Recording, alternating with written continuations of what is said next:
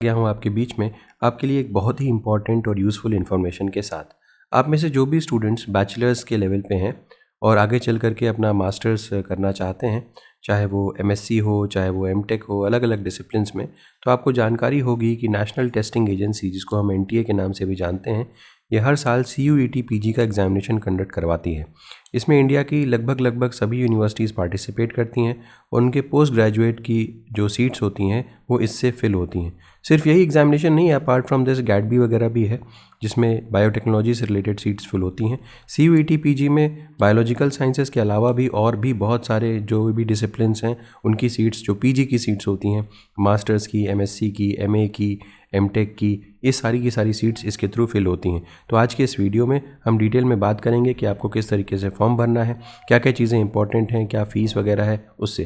तो आप में से जो भी लोग हायर स्टडीज़ के लिए जाना चाहते हैं, ये वीडियो आपके लिए बहुत ही यूज़फुल हो सकता है। तो सबसे पहले आपको क्या करना है, रजिस्ट्रेशन फॉर सीयूईटी पीजी, ये जो लिंक है ये आपको डिस्क्रिप्शन सेक्शन में मिल जाएगा। आप उस पर क्लिक करके यहाँ पे इस पेज पे आ सकते हैं और उसके बाद यहाँ पे नीचे आप देखें रजिस्ट्रेशन फॉर सीयूईटी पीजी 2026, इसके ऊपर क्लिक कर सकते हैं और ये दिसंबर 14, 2025 को आया हुआ है, यानी कि अभी 3 दिन पहले। तो जैसे आप इस पेज के ऊपर क्लिक करेंगे आप एक नए पेज पे रिडायरेक्ट हो जाएंगे और ये पेज है वो।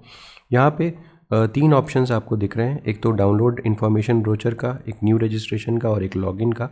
न्यू रजिस्ट्रेशन और लॉगिन तो खैर बात की बात है, पहले आपको इन्फॉर्मेशन जो बुलेटिन है वो प्रॉपरली पढ़नी चाहिए।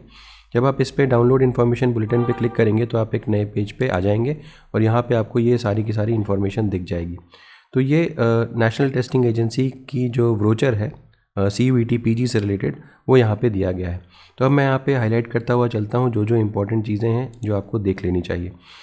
तो यहाँ पे तो विजन मिशन वगैरह चीज़ें दी हुई हैं। इसके अलावा यहाँ पे जो जो चीज़ें देखनी है, देखिए चैप्टर नंबर 3 में एलिजिबिलिटी क्राइटेरिया क्वालिफिकेशन ज़रूर देखिएगा, एग्जामिनेशन स्कीम ज़रूर देखिएगा और ये 2-3 चीज़ें जो हैं वो आपको ज़रूर देखनी चाहिए। मैं यहाँ पे मार्क करता हुआ चलता हूँ जो चीज़ें आपको देखनी है।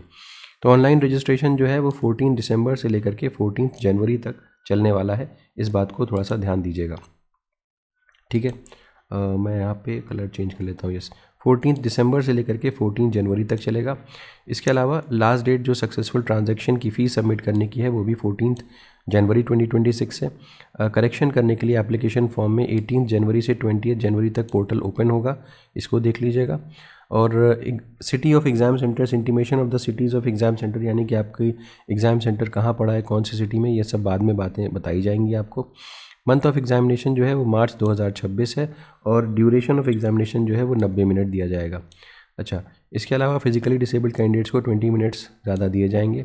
इसके अलावा बाकी सारी जो वेबसाइट है वो यहाँ पे मेंशन्ड है, ईमेल आईडी यहाँ पे मेंशन्ड है और हेल्प डेस्क नंबर भी यहाँ पे मेंशन्ड है। तो आपको कोई भी क्वेरी हो तो आप इनसे कॉन्टैक्ट कर सकते हैं। अब बात करते हैं फ़ीस की। अभी यहाँ पे जो फ़ीस दी गई है जनरल कैटेगरी के कैंडिडेट्स के लिए ये 1400 रुपये है, 1400 रुपीज़। ये 2 टेस्ट पेपर्स के लिए, यानी कि इतनी फ़ीस में आप 2 पेपर्स दे सकते हैं। और वहीं अगर आपको एडिशनल पेपर देना है, एडिशनल एग्जामिनेशन देना है, तो हर एग्ज़ाम के लिए 700 रुपये आपको देने पड़ेंगे, हर एडिशनल पेपर के एग्ज़ाम के लिए। जनरल ईडब्ल्यूएस ओबीसी एनसीएल के लिए 1200 रुपये और एडिशनल पेपर के लिए 600। एससी एसटी कैंडिडेट्स के लिए 1100 रुपये, एडिशनल के लिए 600। और यहाँ पे फिज़िकली डिसेबल्ड कैंडिडेट्स के लिए 1000 रुपये और एडिशनल के लिए 600। और बाहर अगर आप अपना सेंटर डलवाना चाहते हैं या आप बाहर हैं, इंडिया में नहीं हैं, तो आउटसाइड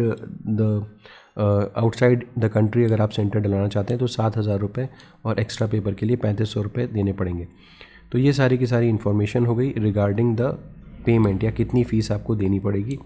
अब यहाँ पे अपना आपको किस तरीके से फॉर्म वगैरह भरना है, ऑनलाइन मोड में ही फॉर्म भरना है, इसके अलावा कोई और तरीका एक्सेप्ट नहीं किया जाएगा। यहाँ पे आपको अपना मोबाइल नंबर और ईमेल एड्रेस डालना होगा एक बार, ताकि आप रजिस्टर कर सकें और उसके बाद आप लॉगिन कर सकते हैं।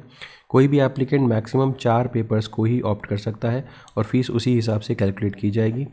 इसके अलावा रजिस्ट्रेशन फॉर्म को सबसे पहले आप फिल करें, उसके बाद आप रजिस्ट्रेशन फॉर्म में आपको जब आप फॉर्म फिल करेंगे तो एक एप्लीकेशन नंबर जनरेट होगा और आपको एक पासवर्ड जनरेट करना होगा, फिर आप एप्लीकेशन फॉर्म को प्रॉपरली फिल कर सकते हैं, ठीक है। यहाँ पे आपको फ़ोटोग्राफ वगैरह आपको जमा करनी पड़ेगी या अपनी अपलोड करनी पड़ेगी। यहाँ पे कलर और ब्लैक एंड वाइट में आप फ़ोटोग्राफ अपनी रखें और 80% फेस आपका विजिबल होना चाहिए। बाकी सारी चीज़ें जनरल हैं। फ़ीस पेमेंट का भी ऑप्शन यहाँ पे दिया हुआ है। डेबिट कार्ड, क्रेडिट कार्ड जैसे नॉर्मली फ़ीस पे होती है उसी तरीके से फ़ीस पे होगी। इसके अलावा जनरल इंस्ट्रक्शंस वगैरह यहाँ पे दिए हुए हैं। कोई ख़ास चीज़ यहाँ पे नहीं है। ये अबाउट NTA दिया हुआ है। यहाँ पे देखिए कंप्यूटर बेस्ड टेस्ट होगा पूरी तरीके से, CBT।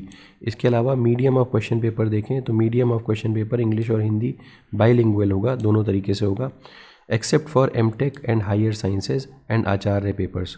ठीक है, इसके अलावा जो भी पेपर्स होंगे वो आपके इंग्लिश में होंगे। Papers for MTech higher sciences will be in English only, ये बात ध्यान रखिएगा। इसके बाद नेक्स्ट बात करते हैं स्ट्रक्चर ऑफ एग्जामिनेशन की। तो कैंडिडेट्स में select up to 4 question paper codes from the list provided. जैसे कि मैंने आपको बताया है कि मैक्सिमम आप 4 पेपर्स को दे सकते हैं। और कुल मिलाकर के अगर हम देखें एग्जामिनेशन का जो ड्यूरेशन है वो 90 मिनट का होगा। और नंबर ऑफ़ क्वेश्चंस की बात करें तो 75 क्वेश्चंस यहाँ से पूछे जाएंगे। मार्किंग स्कीम की बात करें तो हर क्वेश्चन जो है वो 4 नंबर का है और each correct response candidate will get 4 marks and for each incorrect response के लिए कैंडिडेट का 1 मार्क डिडक्ट कर लिया जाएगा टोटल स्कोर से। अच्छा, जो भी अनआंसर्ड क्वेश्चंस वगैरह हैं तो उनके लिए कोई भी मार्क्स नहीं दिए जाएंगे, ये बात ध्यान रखिएगा। इसके अलावा अगर देखें तो ये सब तो हो गया। यस, तो अभी यहाँ पे आगे मैं आपको दिखा दूंगा कि प्रोग्राम, कोर्सेज, डिसिप्लिन्स और सिलेबस क्या क्या है, उनके कोड्स क्या क्या हैं, उसके बारे में भी मैं अभी आपको दिखा दूंगा। नेक्स्ट यहाँ पे देखते हैं एलिजिबिलिटी क्राइटेरिया एंड क्वालिफिकेशंस। तो जिन कैंडिडेट्स का बैचलर्स या इक्विवेलेंट एग्जामिनेशन क्लियर हो गया है या जो परस्यू कर रहे हैं अपना बैचलर्स या इक्विवेलेंट एग्जामिनेशन, वो भी यहाँ पे अप्लाई कर सकते हैं। चाहे BSc हो, चाहे आपका BTech हो, आप यहाँ पे अप्लाई कर सकते हैं। कोई एज लिमिट यहाँ पे मेंशन नहीं है। ठीक है, तो अच्छा, दूसरी चीज़ यहाँ पे as the eligibility criteria for admission may be unique for every university, candidates are advise to visit the university website. तो आप यूनिवर्सिटी वेबसाइट चेक कर लीजिए और उसके बेसिस पे आप डिसाइड करिए कि आप एलिजिबल यहाँ पे हैं कि नहीं है। एंट्रेंस टेस्ट सिर्फ क्लियर कर लेने से आपको जो मनचाही यूनिवर्सिटी है वहाँ पे सिलेक्शन मिल जाएगा, ऐसा कोई गारंटी नहीं है। अब ये रिजर्वेशन के बारे में दिया हुआ है, आपको पता ही है, रिजर्वेशन से रिलेटेड इन्फॉर्मेशन। स्क्राइब के बारे में दिया हुआ है, यहाँ पे चॉइस ऑफ सिटीज़, और यहाँ पे आपको मैक्सिमम 2 चॉइस ऑफ सिटीज़ आपको करने का मौका मिलेगा। तो बहुत सिटीज़ बहुत ढेर सारी हैं, तो इसमें कोई प्रॉब्लम नहीं होगी कि आपको क्या मिले। इसके अलावा कैंडिडेट को एग्जामिनेशन में अपीयर करने के लिए एडमिट कार्ड की ज़रूरत होगी। आपको कोई भी क्वेरी हो तो आप इस नंबर पे कांटेक्ट कर सकते हैं एडमिट कार्ड से रिलेटेड। इसके अलावा अगर देखें तो important instructions for CUET PG 90 minute का एग्ज़ाम होगा, मैं बता भी चुका हूँ। और इसके अलावा नेक्स्ट अनफेयर मीन्स वगैरह के बारे में यहाँ पे मेंशन्ड है। फिर यहाँ पे provisional display of answer sheets के बारे, ये सब बात की बातें हैं। री इवैल्यूएशन के बारे में मेंशन्ड है। इसके अलावा एनेक्चर देख लेते हैं। तो यहाँ पे देखिए अलग अलग चीज़ों के एनेक्चर्स यहाँ पे दिए हुए हैं। डिसेबिलिटी से रिलेटेड है एनेक्चर, यहाँ पे वो फिल करना पड़ेगा। इसके अलावा अगर आप स्क्राइब लेना चाहते हैं उसके लिए एनेक्चर है। इसके अलावा अगर आप फिज़िकल लिमिटेशन एग्जामिनी लिखना चाहते हैं उसके लिए है। नेक्स्ट आ जाइए, ये अपेंडिक्स जो है वो payment of exam fee, procedure mode, service provider, service changes and help desk, ये अपेंडिक्स है। यहाँ पे अगर आप SBI से पे कर रहे हैं तो उसकी डिटेल्स वगैरह दी हुई हैं। अब यहाँ पे दिए हुए हैं जो सबसे ज़्यादा इंपॉर्टेंट चीज़ें हैं अपेंडिक्स 2 में CUET PG और उसके क्वेश्चन पेपर्स और उसके प्रोग्राम, कोर्सेज और डिसिप्लिन्स। अब देखिए यहाँ पे सीरियल नंबर सबसे लेफ्ट कॉलम में, उसके बाद क्वेश्चन पेपर का कोड। अब इसी में अगर आप कोई क्वेश्चन पेपर चूज़ करें तो कुल मिला के 4 क्वेश्चन पेपर आप चूज़ कर सकते हैं। अब जैसे कि अगर मान लीजिए कि यहाँ पे ये कॉमन है, प्रोग्राम, कोर्स, डिसिप्लिन यहाँ पे दिया हुआ है। इसमें से अगर आप कोई चूज़ करना चाहते हैं उसके अगेंस्ट जो क्वेश्चन पेपर कोड है वो चूज़ करना होगा। अब जैसे कि अगर मान लीजिए ये लैंग्वेज है, फिर इसके बाद अगेन लैंग्वेज के क्वेश्चन है, फिर यह साइंस है।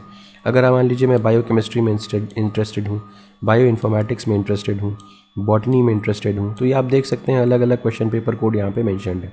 ठीक है, तो ये साइंस के क्वेश्चन पेपर्स हैं। और यहाँ पे देख सकते हैं SC लिखा हुआ है ना, SC क्वेश्चन पेपर 05। इसके अलावा माइक्रोबायोलॉजी, अप्लाइड माइक्रोबायोलॉजी ये हो गया। तो ये इसके अलावा लाइफ साइंस हो गया। तो ये मुझे लगता है कि ये कुछ एरियाज़ हैं जो लाइफ साइंस के कैटेगरी के स्टूडेंट्स को दे सकते हैं, लाइफ साइंस के स्टूडेंट्स। फिर अब इसके बाद नीचे साइंस में अब और भी देख सकते हैं, प्लांट बायोटेक्नोलॉजी की भी फील्ड यहाँ पे दी हुई है। इसके अलावा जूलॉजी की भी फील्ड यहाँ पे दी हुई है ना। इसके अलावा फार्मेसी की फील्ड यहाँ पे दी हुई है। मेडिकल लेबोरेटरी टेक्नोलॉजी की फील्ड यहाँ पे दी हुई है। नैनो साइंस या इंटीग्रेटिव बायोसाइंस की फील्ड यहाँ पे दी हुई है। ठीक है, तो ये इस तरीके से आपको क्वेश्चन पेपर चूज़ करना है और उस हिसाब से आप एग्ज़ामिनेशन दे सकते हैं। मैक्सिमम 4 चूज़ कर सकते हैं। यहाँ पे एमटेक के लिए अगर आप एमटेक करना चाहते हैं तो इतनी डिसिप्लिन्स में एमटेक यहाँ पॉसिबल है। बायोटेक्नोलॉजी या बायोलॉजिकल साइंसेज से मुझे यहाँ पे कुछ भी ऐसा कुछ मिला नहीं। हाँ, नैनोटेक या नैनो साइंस वगैरह से ऑप्शन है, फूड टेक या फूड साइंस से ऑप्शन है, ये आप देख सकते हैं। इसके अलावा अगर नीचे चले जाइए तो बाकी और भी पेपर्स दिए हुए हैं। लिस्ट ऑफ एग्जामिनेशन सेंटर्स या सिटीज़ जो है वो अपेंडिक्स 3 में दी हुई है। बहुत ढेर सारे सेंटर्स हैं, तो उसकी कोई प्रॉब्लम नहीं होनी चाहिए कि आपके एरिया के आसपास सेंटर नहीं पड़ेगा। अच्छा, कंप्यूटर बेस्ड टेस्ट की गाइडलाइंस यहाँ पे दी हुई है। मुझे नहीं लगता कि इसमें कोई प्रॉब्लम होगी आपको। ओके, यहाँ पे पिछले साल के कितने स्टूडेंट्स अपीयर हुए थे, कितने स्टूडेंट एब्सेंट हुए थे और कितने लोगों ने भरा था, वो सारी चीज़ें दी हुई हैं और हाईएस्ट और लोएस्ट मार्क्स वगैरह दिए हुए हैं। तो ये दिया हुआ है कि किस तरीके से आप मार्क्स वगैरह कैलकुलेट करते हैं, किस तरीके से नॉर्मलाइज करते हैं, ये सारी चीज़ें दी हुई हैं। तो ये अभी के लिए तो इतनी इंपॉर्टेंट नहीं है, आप बाद के लिए देख सकते हैं। ठीक है, ये गैजेट नोटिफिकेशन दिया हुआ है। यहाँ पे दिया हुआ है कि किस तरीके से आप एप्लीकेशन फॉर्म को फिल कर सकते हैं, अपेंडिक्स नंबर 8 में। ठीक है, तो जैसे कि मैंने आपको दिखाया था, यहाँ पे 3 ऑप्शन है और ऑब्वियसली पहले आपको रजिस्टर करना पड़ेगा इस वाले ऑप्शन के साथ। रजिस्टर करने के बाद आप फिल कर सकते हैं फॉर्म। तो यहाँ पे पूरा डिटेल दिया हुआ है कि आप फॉर्म किस तरीके से फिल कर सकते हैं। बाकी कोई भी डिटेल, कोई भी दिक्कत हो तो आप इनके हेल्प डेस्क पे कांटेक्ट कर सकते हैं और वो आपको हेल्प कर देंगे। तो उम्मीद है कि ये इन्फॉर्मेशन जो है वो आपके लिए यूज़फुल रही होगी। और अगर वीडियो पसंद आया हो तो उसे ज़रूर लाइक करिएगा, चैनल को सब्सक्राइब करना ना भूलिएगा, बेल आइकन को ज़रूर प्रेस करिएगा और अपने फ्रेंड्स के साथ ज़रूर शेयर करिएगा। Thank you so much, have a good day.